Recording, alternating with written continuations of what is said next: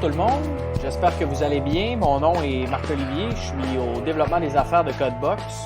Je vous souhaite la bienvenue dans le premier épisode on l'espère, une série de podcasts de Codebox dans lesquels on veut vous partager un petit peu sous un format différent, le format qui est audio, le format même vidéo dans le futur également. On veut vous partager ce qu'on vous partage déjà, en fait, un petit peu par le biais des réseaux sociaux, par le biais de certains articles. Je pense, entre autres, tout d'abord au profil de finissants que l'on a. Nos finissants ont des histoires extraordinaires à raconter. Vous pouvez le voir dans les articles qu'on publie un petit peu partout depuis nos débuts. C'est des histoires qui sont à la fois uniques et captivantes, qui peuvent peut-être mener d'autres personnes à s'identifier à ces gens-là, puis à donner un second souffle à leur carrière. Donc, on veut partager tout ça sous le format audio, le format vidéo. Mais c'est aussi, peut-être que plusieurs d'entre vous ne le savent pas déjà, mais Codebox, c'est aussi un atelier digital qui est spécialisé, entre autres, dans les transformations digitales. On fait des applications web, des applications mobiles. On fait un paquet de choses. On fait du e-commerce beaucoup ces temps-ci, comme vous avez pu le voir avec le géant du retail américain Lucky Brand. C'est l'atelier digital de Codebox, en fait, qui est en charge de toute leur transformation digitale pour qu'ils se tournent vers l'avenir avec la plus récente crise et tout ça. Donc, on a une variété de projets, puis cet atelier-là, mine de rien, est rendu à tout près de 30 personnes, en fait, qui est composé majoritairement de finissants de Codebox, qui sont sur ces projets-là. Donc, évidemment, il y a une variété de clients aussi. Je crois qu'on approche justement de la barre des 35 projets complétés ou en cours. Donc, évidemment, il y a beaucoup de clients de cet atelier-là. Et puis, il y en a plusieurs d'entre eux qui ont des histoires intéressantes à raconter. Donc, évidemment, c'est sur quoi on veut miser. Et puis, il n'est pas impossible, évidemment, qu'on reçoive des membres de l'équipe aussi. Je pense à Nadia qui est aux opérations, certains directeurs de campus de nos écoles, peut-être notre PDG également. Donc, on veut vraiment amener quelque chose de varié, un format différent, pour essayer de vous faire découvrir Codebox à la fois sous un autre angle, mais aussi sous un autre format pour ce qui est des profils de finissants, par exemple, ou des choses comme ça. Et puis aujourd'hui, on a Catherine Leclerc qui est avec nous, présidente et fondatrice de Samara. Catherine, ça va bien? Ben oui, ça va bien, merci. C'est super le fun d'être là. C'est super le fun de parler de ce projet-là, puis de parler comment on est arrivé à livrer notre projet avec Codebox. C'est nice. Oui, puis je suis tellement content de t'avoir comme première invitée parce que, tu sais, non seulement, bon, tu as un background de numérique, on a fait le projet on a collaboré ensemble pour ton projet et tout ça, mais à cause de la récente crise, puis dans laquelle on est toujours encore, mais qu'au moins on se dirige lentement, mais sûrement vers un retour à la normalité, tu sais, ça a parlé beaucoup d'achat local, ça a parlé beaucoup de commerce numérique. Ça a parlé beaucoup de justement comment on se met en ligne rapidement. Puis toi, ben, tu es une véritable vétérante en fait de ce milieu-là. Puis ça m'amène un peu à te demander, parce que moi j'ai fait mes devoirs un petit peu, mais si tu pouvais expliquer un petit peu ton background, d'où est-ce que ça vient? Parce que tu sais, j'ai dit, bon là c'est comme devenu un sujet mainstream, c'est très trendy de parler d'achat local. On a vu entre autres avec le panier bleu, etc. Mais toi, tu étais à l'avant-garde de tout ça depuis, mon Dieu, plusieurs années. De où ça vient? C'est quoi ton background? De où ça part, tout ça, en fait?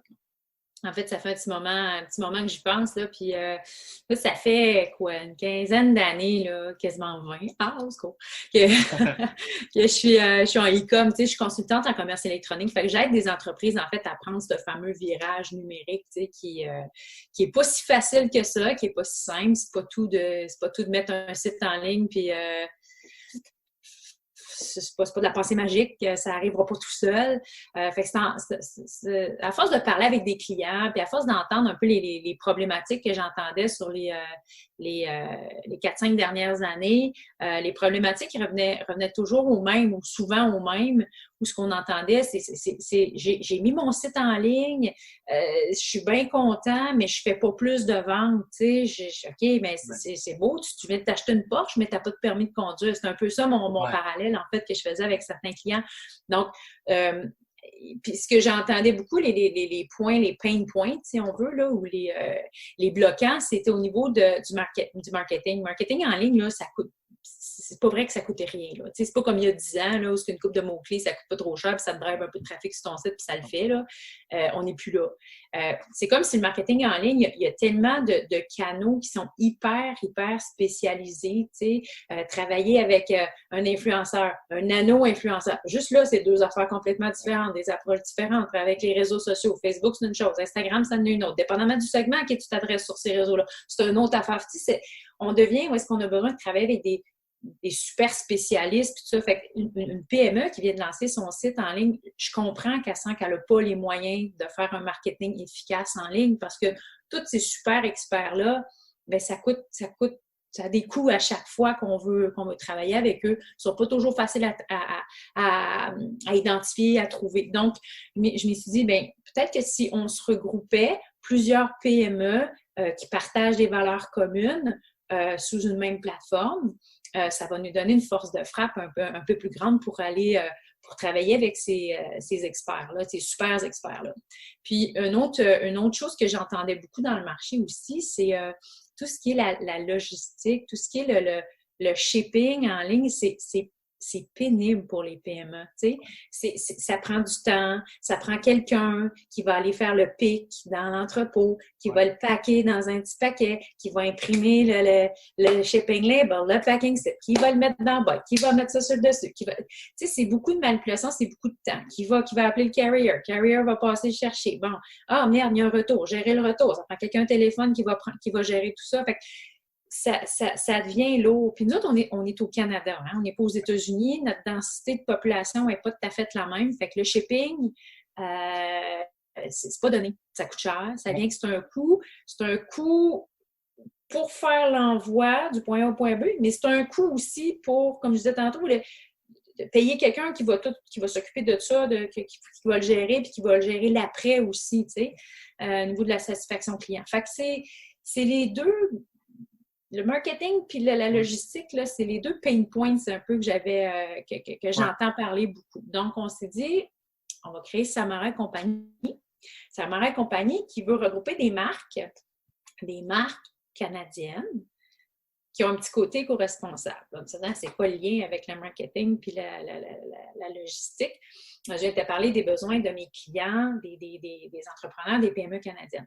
Maintenant, si on écoute un petit peu les consommateurs, puis qu'on dit les consommateurs, ils recherchent de plus en plus l'achat local. On le sait, on n'a pas besoin des grosses études pour ça. Là. On entend des nouvelles à tous les jours.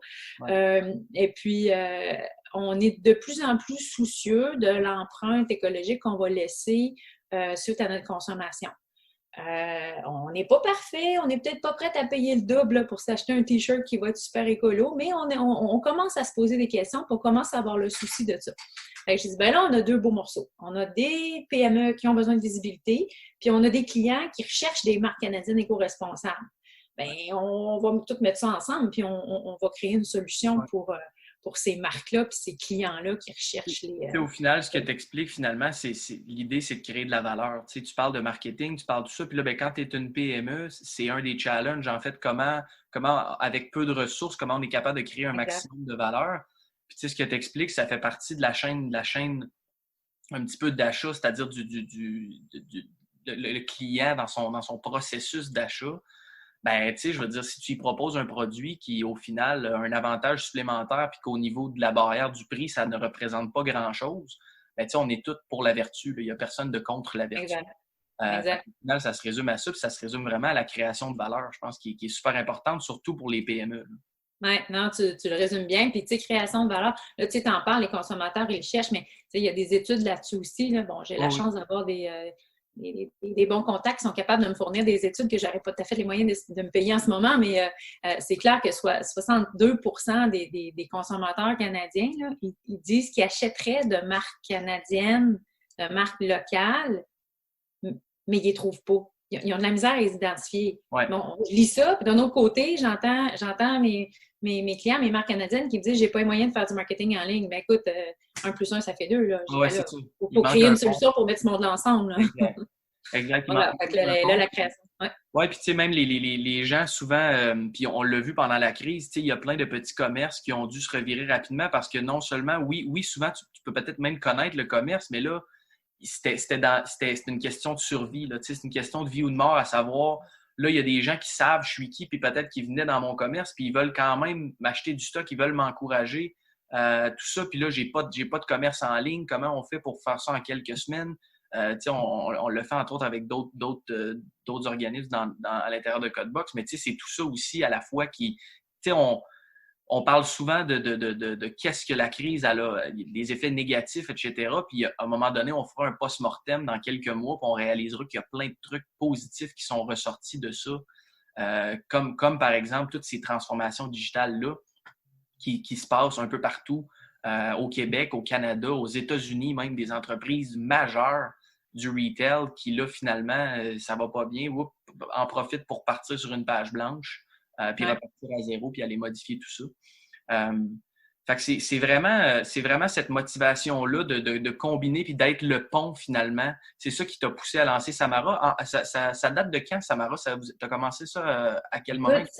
Ça fait à peu près 1 an et demi là, que j'ai réfléchi, j'ai rédigé un plan d'affaires. Bon, c'est sûr, je ne peux pas toujours être à temps plein là, à 40 heures semaine dessus parce que je travaille en même temps avec des clients aussi, mais ça fait à peu près ça, tu sais. Fait qu'on est arrivé avec un plan qui est assez étoffé, qui est assez détaillé, puis qui est phasé en plusieurs morceaux aussi. Parce que l'objectif ultime, c'est vraiment d'amener nos PME canadiennes à se faire connaître sur des marchés en dehors de leur marché local. Tu sais, si tu es une entreprise québécoise, puis tu as un beau rayonnement dans la province, puis ta marque, elle commence à être reconnue, c'est super. Mais là, comment tu fais pour développer des nouveaux marchés? Ça coûte cher, c'est pas évident, on a parlé, le marketing, ça prend beaucoup d'expertise. Fait que l'idée, c'est justement d'amener ces PME-là qui sont prêtes à passer à un autre niveau, qui sont prêtes à se faire connaître d'autres segments de clients qui ont peut-être moins accès en ce moment. Puis je parle à l'extérieur de la province, mais à l'extérieur du pays aussi, là. On va amener ces gens-là à vendre à l'international, à aller beaucoup plus loin, là. Fait que c'est vraiment l'idée de se regrouper pour être capable de s'offrir une solution qui assure un plan de croissance à la business, quoi. Oui, exactement. Exactement. C'est vraiment d'offrir, c'est ça, c'est la vitrine qui est importante au final. Fait que tu as parti ça il y a à peu près 1 an et demi, tu avais un plan d'affaires et tout ça. Qu'est-ce qui t'a amené vers Codebox? Qu'est-ce qui a fait que, en fait, t'es venu vers l'atelier digital de Codebox?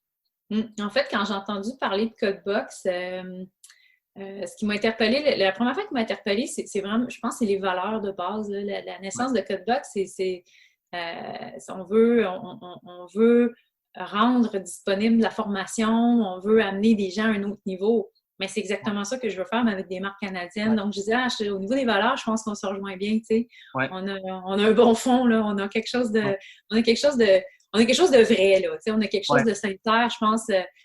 Chacun dans nos bonnets de l'affaires respectifs. Puis ça, j'aimais bien ça. Puis je me cherche pas un fournisseur, je me cherchais pas un fournisseur de services, là, je me cherchais un partenaire, tu sais, quelqu'un avec qui on est capable de jaser des coms, puis qu'on se comprend, puis je veux me faire challenger aussi au niveau de mes idées, au niveau stratégique. Tu sais, je suis beaucoup plus stratégique, mais je connais moins l'aspect technologique. Fait que là, Codebox, ça amenait vraiment l'aspect technologique, mais en étant en même temps capable, en comprenant bien l'aspect business, qui était capable de challenger des idées, puis on est capable d'échanger puis bouncer des idées à ce niveau-là. Fait que ça m'apporte de la valeur à moi comme entreprise de travailler avec des gens qui non seulement connaissent et maîtrisent bien la technologie, mais quand j'ai un besoin d'affaires, sont capables de bien le transposer, puis en comprenant bien mon objectif final, mais on est capable de construire la base puis construire chacun des morceaux pour y arriver à cet objectif-là. Fait que ça, c'est super apprécié de Codebox. C'est tellement important. Ben, ça nous fait tellement plaisir. Puis c'est tellement important parce que, tu sais, pour faire un parallèle avec l'école, tu sais, ce que tu parles, tout le relationnel, ben, je vais être avec un partenaire, je vais être quelqu'un avec qui, tu sais, on partage certaines valeurs, etc. Ben, tu sais, je fais un parallèle avec l'école. Tu sais, nous, nos finissants, il y a tout un aspect technique, évidemment, qu'on leur apprend pendant le bootcamp. Mais ce dont on se fait parler le plus, c'est justement ces valeurs-là, c'est les fameuses soft skills d'excellence dans l'exécution. Toutes c'est des grandes compagnies qui sont partenaires avec nous, qui engagent nos finissants. Quand on les rencontre, ils nous disent même pas, ils nous parlent même pas de c'est codé en Python. Il nous parle de comment c'est des individus puis des employés de qualité qui ont des attitudes et tout ça. Fait que, tu sais, c'est un peu, tu comprends un peu où je m'en vais dans le sens qu'il y a l'école, ben, il y a la partie workshop, c'est un peu le même principe. Puis évidemment, pour la partie challenge puis échange, ben, tu sais, avec Nicolas, notre fondateur et PDG, tu pouvais pas mieux tomber. Nicolas, pour ceux qui le savent pas, tu sais, il a passé sa vie, il a été 3 fois CTO, puis ça a été tout vraiment dans le e-commerce, dans le retail, que ce soit vente privée quand il était en France, que ce soit de Real quand il était à San Francisco ou Mode Clot. Tu sais, ça fait partie de sa vie, fait que tu pouvais pas mieux tomber, en fait, à ce niveau-là. Puis on est très, très content de participer à ton projet. Au départ, quand tu nous l'as présenté, c'était très stimulant pour nous. Puis j'ai parlé un petit peu avant qu'on se parle aujourd'hui à la gang qui ont travaillé sur ton projet, aux codeurs, en fait, tu sais, parce que c'est un peu ça puis le but aujourd'hui, c'est vraiment de parler de Samara. Mais la réalité, c'est que c'est des gens qui ne savaient pas coder il y a 1 an qui ont fait ton projet. Puis oui, ils sont supervisés par des seniors, mais au final, tous les fameux doers, c'est tous eux qui ont fait ça. Fait que c'est vraiment tout cet aspect-là qui rend ça un petit peu spécial. Ouais. Mais spécial, puis en même temps, de ton côté, puis moi, en même temps, comme client, tu sais, comme client, comme partenaire. Je ne suis pas client, on est des partenaires, là. Mais comme partenaire, c'est de. Tu sais, c'est valorisant, c'est le fun, ça fait plaisir aussi de dire, ah, tu sais, on contribue, là, c'est donnant-donnant, là. Tu sais, tu vois que ces gars-là, c'est peut-être le premier gros site qui livre, puis ces gars-là, ces filles-là, tu sais, ils sont fiers, là, puis ils tiennent, là, puis il y a un petit glitch, puis ils se dépêchent, puis on se fait un appel, puis OK, on le corrige, puis je l'ai pas trouvé, attends, je vais appeler un senior, je te reviens. Fait que tu vois qu'on sent qu'ils sont bien encadrés, qui se creusent, ils creusent les ménages, là, pour trouver des solutions efficaces. Puis en même temps, tu sais, ils sont pas laissés dans le néant non plus, là, tu sais. Fait que c'est super le fun de travailler avec eux, puis ils ont une drive, là, ils ont une énergie puis une fierté là, qui est super le fun là, à travailler. Oui, ça prend un petit peu, comme partenaire, faut être conscient de ça, mais en même temps, c'est le fun, cette relation-là, tu sais, c'est quelque chose qui se bâtit, puis c'est le fun de travailler avec des gens qui sont fiers du produit qu'ils ont livré aussi. Là. J'adore le mot partenaire parce qu'au final, c'est ça, parce que tu parles de nos finissants, bien, c'est sûr qu'eux autres, là, aujourd'hui, là, quand ils parlent à leur famille, quand ils parlent à leurs amis ou peu importe, puis ils disent check ça, là, check Samara, là, check ça, c'est moi, là, c'est nous autres. Ça, on était 2, 4, on a fait ce projet-là. Tu sais, pour eux autres, pour leur portfolio, on va dire personnel ou pour leur réalisation. Tu sais, fait que c'est vraiment de créer des situations gagnant-gagnant. Puis c'est ça, nous, qu'on veut maximiser à la workshop, en fait, à l'atelier digital. Est-ce qu'il y avait... comment on a vraiment agi en catalyseur? Ou y avait-tu une pièce manquante? Tu sais, je veux dire, parce que la première fois que tu es venu vers Codebox, je pense que c'était au début de l'année, si je ne me trompe pas. Puis là, ben, tu avais ton plan d'affaires. Est-ce qu'il y avait la pièce du casse-tête manquante? Qu'est-ce qui a fait que ça a été vraiment le catalyseur de lancer tout ça? Y a-tu un élément précis ou y a-tu... qu'est-ce qui a fait que ça a comme lancé? Puis là, on a dit, on passe du plan à l'action, si tu veux. Bien, je pense que ce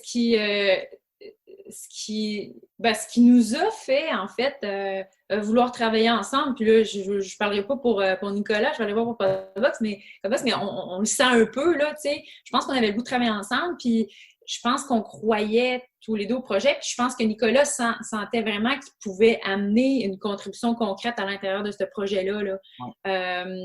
Puis moi, en même temps, je sentais que, bon, là, je vais travailler avec des gens qui comprennent non seulement la portion technologique pour livrer du bon e-com, mais qui comprennent aussi la portion business qui est en amont. Comme tu disais, c'est Nicolas, il a une expérience de CTO, une couple de places. Ben, moi, j'ai une expérience de CMO, une couple de places. Fait que c'est parfait, mais ça ensemble, puis c'est gagnant. Là, tu sais, c'est un peu ça qu'on ressentait aussi. Fait que c'est le fun. Je pense qu'on peut s'apporter beaucoup dans ce projet-là.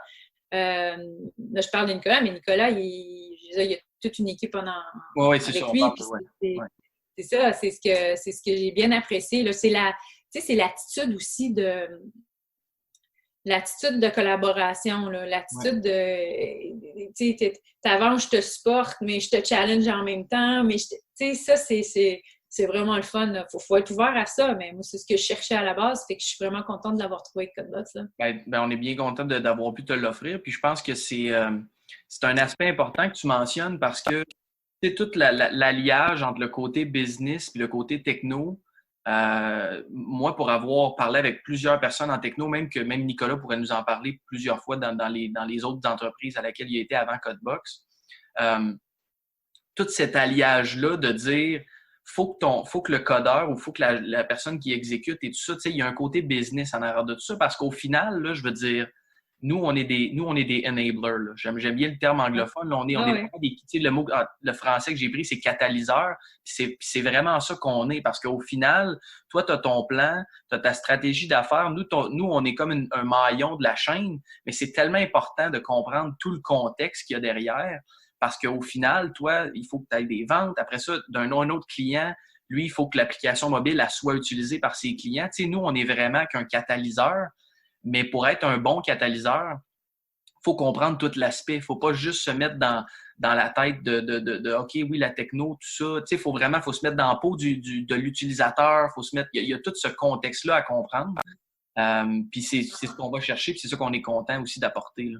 Oui, non, c'est clair. Puis je pense qu'on le sent tous les deux de part et d'autre. Puis une affaire que tu dis un élément déclencheur, là, à un moment donné, je parlais avec les gens, avec Codebox au début, puis moi, c'est quand j'ai entendu OK, là, j'ai vraiment pris le temps de lire ton plan d'affaires, mais je comprends vraiment ce que tu t'en vas, là. On peut vraiment t'aider, là. OK, nice, ça fait du bien entendre, tu sais. Genre, tu comprends où je m'en vais, hein? C'est merveilleux. Là, quand on est deux à ramer dans la même direction, là, on risque d'y arriver vraiment le plus vite, tu sais. C'est sûr que ça l'aide, effectivement. J'ai reformulé un peu cette question-là que je voulais te poser, mais si tu avais un élément, là, on en a parlé de quelques-uns, là, mais si tu avais vraiment un élément à mettre le doigt dessus par rapport à tout ton projet, tout le développement de ton projet, qu'est-ce que tu as aimé? Est-ce que c'est, bon, on a parlé des finissants qui ont travaillé sur le projet. Si tu avais à en nommer un élément vraiment qui a fait la différence, puis que tu dis, ça, c'est ce que j'ai le plus apprécié puis on s'entend, on est partenaire, le projet, et je veux dire, c'est juste qu'on a livré, fait que là, on a l'impression que c'est fini, mais c'est pas fini, là. Mais, ça ne fait que commencer. Non, exactement. Mais je veux dire, qu'est-ce qui a été vraiment, si tu avais à nommer une chose que tu as particulièrement appréciée, là? Écoute, j'ai été agréablement surprise. J'ai quasiment fait un saut lors de notre première rencontre, lors du kick-off du projet. En fait, quand j'ai vu dans l'écran qu'il y avait comme 8 personnes, 9 personnes, je sais pas trop, là, on n'était pas loin de 10. Je disais, oh my God, OK, c'est pris au sérieux, là, puis ils ont vraiment mis une équipe en place pour travailler sur le projet de Samouraï Compagnie. Fait que j'étais vraiment contente. Puis c'est là que, tout de suite, dès le départ, là, c'est là que j'ai senti que mes juniors, ben oui, des ressources plus juniors, ils sont super bien encadrés par des ressources plus seniors. Là. Fait que, tu sais, je l'ai vu day one. Là. Fait que ça a été un beau coup de Codebox. C'était nice. Vraiment, encadré tout ça. Oui, puis il ne faut pas hésiter de dire que c'est des juniors. Je pense que, tu sais, c'est très, très consciemment qu'ils le font. C'est ça notre modèle, puis c'est ça qui fonctionne, puis c'est comme ça qu'on réussit à délivrer des projets aussi extraordinaires que le tien au final, là. Moi, c'est super positif d'avoir travaillé avec ces gens-là, puis tu vois que tu contribues à les amener ailleurs aussi. C'est vraiment, comme je disais tantôt, c'est vraiment un échange là, qu'on a vécu là, pendant ce projet-là. C'est pas, j'étais pas comme ça, fournis-moi une job parfaite. C'était pas que ça de leur côté non plus. C'était, hey, client, dis-moi ce que tu veux clairement. Il y a vraiment de l'échange, puis c'était merveilleux, là, c'était parfait. Il faut que ça soit comme ça parce que, tu sais, trop souvent, il y a des... Tu sais, là, on parle, c'est la fameuse buzzword de la méthode agile, là, tu sais, de tout le temps, c'est des sprints assez courts, puis tu relances ton client, puis est-ce que c'est correct? Parce que trop souvent, dans les années un petit peu plus lointaines, où, OK, parfait, client, tu veux ceci, un mois plus tard, on te livre ceci, finalement, c'est pas ça du tout, parce qu'au milieu, il y avait des itérations à faire qui n'ont pas été faites, etc. Fait que ça, c'est tellement important. Présentement, donc là, on a le Samara Co, ça a été livré. Là, c'est le site web pour ceux qui, c'est samara-co.com. Ça a été livré dans les il y a 2 semaines, je pense, la date exacte de 29 mai, live. Bon, c'est ça. Fait que là, c'est en ligne. C'est quoi ton plan? En fait, toi, c'est quoi qui t'occupe dans ton quotidien présentement? Puis c'est quoi le plan un petit peu pour les prochaines semaines, prochains mois de ton côté? Oui, moi, clairement, là, c'est onboarder des partenaires. J'ai 7 partenaires à l'heure actuelle. J'aimerais aller chercher une vingtaine de partenaires à très, très court terme. Quand je parle de partenaires, là, c'est vraiment des marques canadiennes qui ont ont un aspect éco-responsable à l'intérieur de leur modèle d'affaires. Donc, je vais aller chercher une vingtaine de marques. Quand j'aurai une vingtaine de ces marques-là, là, c'est là qu'on va lancer une campagne à plus grand déploiement. Là. On va adresser les médias, on va avoir quelques relations de presse, on va travailler avec vraiment à générer un trafic le plus qualifié possible sur notre plateforme, trouver des gens qui vont vouloir le partager. Je pense qu'une belle distinction de Samara et compagnie, c'est que un achat égale un vote. Alors, à chaque année, Samara et compagnie, elle va contribuer à financer une start-up canadienne qui œuvre dans l'éco-responsabilité, que ce soit des énergies renouvelables, n'importe quoi. Tu sais, c'est pas nécessairement là, quelque chose qui s'adresse aux consommateurs. Ça peut s'adresser à des entreprises aussi. Puis, c'est les clients. C'est les clients de Samara qui vont voter pour l'entreprise qu'on va financer. Alors, un achat, un vote. Si tu fais 10 achats sur Samara, tu peux voter 10 fois pour ton entreprise. Wow, c'est très cool. Puis tu sais, je l'ai mentionné d'entrée de jeu, mais tu peux pas être plus target au niveau de ce qui est trendy, si tu me permets le terme, puis de ce qui est mainstream présentement. Puis tu sais, je voyais même, je pense que c'est, puis là, bien évidemment, toi, c'est pan-canadien. Je sais pas si tu as des visions pour aller exporter ça ailleurs aussi. J'imagine que oui, parce que... D'ici un an. Je commence déjà à travailler là-dessus. Là. Ouais. OK, bon, tu vois, c'est parce que je savais tout le côté entrepreneurial, habituellement, nos ambitions n'ont pas de limite. Là. Mais ce que j'allais dire, c'est que au niveau pan-canadien, c'est le cas, mais au niveau Québec, étant donné que tu es basé ici, je voyais que je pense que c'est le commerce québécois le Conseil québécois du commerce de détail qui a lancé une grosse initiative pour le retail tech. Assurément que tu as envie et que tu pourrais apporter tout un coup de main à cette initiative-là. Donc, j'imagine que ça fait toute partie de ça parce tu peux pas être dans un meilleur timing, en fait. Puis comme je disais d'entrée de jeu, tu sais, il y a du côté négatif beaucoup, mais je pense que tout ce côté-là va nous aider à propulser cette économie-là. Puis nous, bien évidemment, Codebox, on est bien positionné aussi parce qu'on voit qu'il y a plein de gens qui veulent se réorienter. Dans les inscriptions, des gens qui... S'il y a des gens qui ont perdu leur emploi, ils veulent se réorienter, c'était peut-être impossible. Je veux dire, au niveau de l'école, j'ai eu des pilotes d'avion qui nous ont écrit.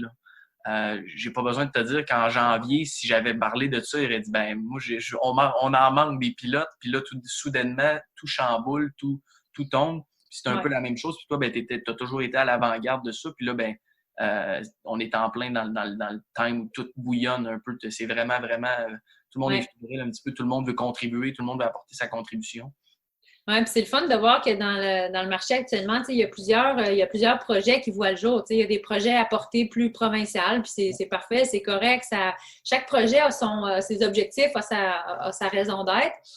C'est différent d'un à l'autre, puis je pense que c'est ça qui permet de créer un momentum aussi dans tout ce qui est l'écosystème du numérique au Québec ou au Canada. Là. Je pense que c'est en regroupant, en ayant une perspective globale en fait de tous ces projets-là qui nous permettent de dire wow, là, on est vraiment en train de le prendre, le virage numérique. C'est pas un projet plus qu'un autre, mais c'est l'ensemble de l'œuvre qui va propulser ça ailleurs. Oui, tout à fait, exactement. Puis c'est vraiment le cas. Puis là, j'ai parlé d'expansion brièvement, mais parle-moi donc de ça très brièvement. Où est-ce que tu en es? J'imagine que tu vas amener ce concept-là de l'autre côté de la frontière, en Europe, etc. Parle-moi un peu de tes ambitions vraiment à haut niveau là, pour les prochaines années. Tu veux qu'on parle des prochains projets pour Codebox, c'est ça? Tu vois, non, mais je me l'étais même pas préparé, mais tandis que tu as abordé. Non, mais honnêtement, c'est venu comme ça, puis je trouve ça cool parce que, tu sais, il y a souvent l'aspect concret. Qu'est-ce que tu vas faire concrètement les prochains mois? Tu m'as expliqué ça. Mais, tu sais, à chaque fois que je vais parler à un entrepreneur, que ce soit qu'on va faire des capsules avec d'autres entrepreneurs et tout ça, mais chaque entrepreneur a une vision. Tu sais, tu pourras en parler à Nicolas également, à n'importe qui, un petit peu, même chez Codebox, où on est tous un petit peu des intrapreneurs dans l'entreprise. Tu as sa vision de 5 ans, 10 ans, Puis c'est magnifique, là, tu sais. Fait que je veux savoir un petit peu qu'est-ce que tu entrevois pour ça avec Samara, en fait. Oui, Samara et compagnie, on démarre. La première année, c'est sûr qu'on va on va se faire connaître davantage sur le marché canadien pour commencer, avec des catégories de produits. Là, on vient juste de lancer. Fait qu'on a des catégories de vêtements, d'accessoires, puis de soins cosmétiques pour le visage. Il y en a beaucoup au Canada de ça. Ouais. Puis des marques extraordinaires. On commence avec ces catégories-là, mais on va ouvrir d'autres catégories, c'est certain, c'est vraiment pas fermé à ça. C'est juste que faut commencer quelque part, puis on commence avec ces catégories-là. Ensuite de ça, on veut faire connaître nos meilleures marques canadiennes éco-responsables auprès de d'autres segments. Donc, on veut les faire connaître aux États-Unis. La côte nord-est américaine est assez friande de produits authentiques, là, de marques qui représentent des valeurs. Donc, on va adresser ces segments de clients-là.